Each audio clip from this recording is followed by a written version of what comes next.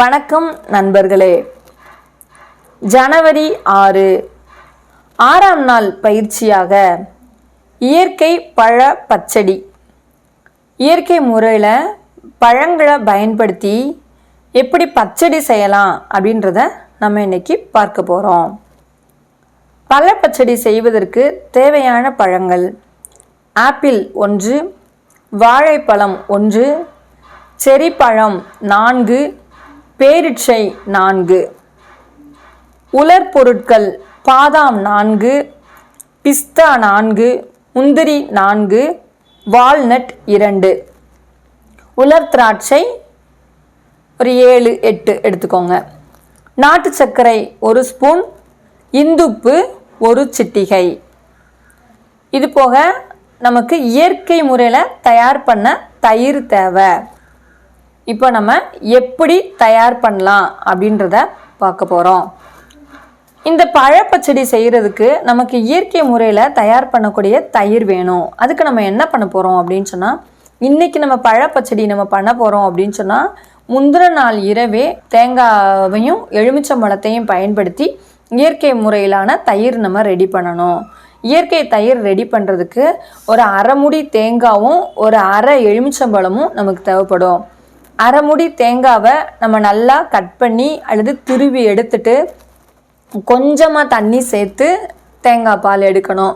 கட்டியான தேங்காய் பால் ஒரு கிண்ணத்தில் எடுத்துட்டு அரை எலுமிச்சம்பழத்தில் கொட்டைகளை நீக்கிட்டு நம்ம அந்த அரை எலுமிச்சம்பழத்தை தேங்காய் பாலில் நம்ம மிக்ஸ் பண்ணிவிட்டு ஒரு ஸ்பூன் வச்சு கிண்டி வச்சுட்டு 6 மணி நேரம் அப்படியே மூடி வச்சிடணும். இரவு நம்ம ரெடி பண்ணி வச்சுட்டு அடுத்த நாள் காலையில் நமக்கு இந்த இயற்கையான தயிர் ரெடியாக இருக்கும். அதுக்கப்புறமா இந்த ஆப்பிள் பழத்தை எவ்வளோ பொடியாக கட் பண்ண முடியுமோ அந்த மாதிரி பொடி பொடியாக கட் பண்ணணும். இல்லைன்னா கேரட் திருகிறத வச்சு ஆப்பிள் பழங்களையும் நம்ம திருவி எடுத்துக்கணும். தேங்காய் ஒரு அரை முடி தேங்காய் துருவல் வேணும். வாழைப்பழத்தை நல்லா சின்ன சின்ன சின்ன சின்ன பீஸாக கட் பண்ணி எடுத்துட்டு ஜெரி பழத்தையும் அதே மாதிரி சின்ன சின்னதாக கட் பண்ணி எடுக்கணும். பேரிச்சம்பழத்தில் உள்ள கொட்டைகளை நீக்கிட்டு அதையும் நம்ம சின்ன சின்னதாக கட் பண்ணி எடுத்துட்டு பாதாம், பிஸ்தா, முந்திரி, வால்நட்டை மிக்சியில் பொடித்து திருத்தி எடுத்துக்கலாம். இல்லைன்னா மாவாவும் எடுத்துக்கலாம், ஒன்றும் பிரச்சனை இல்லை.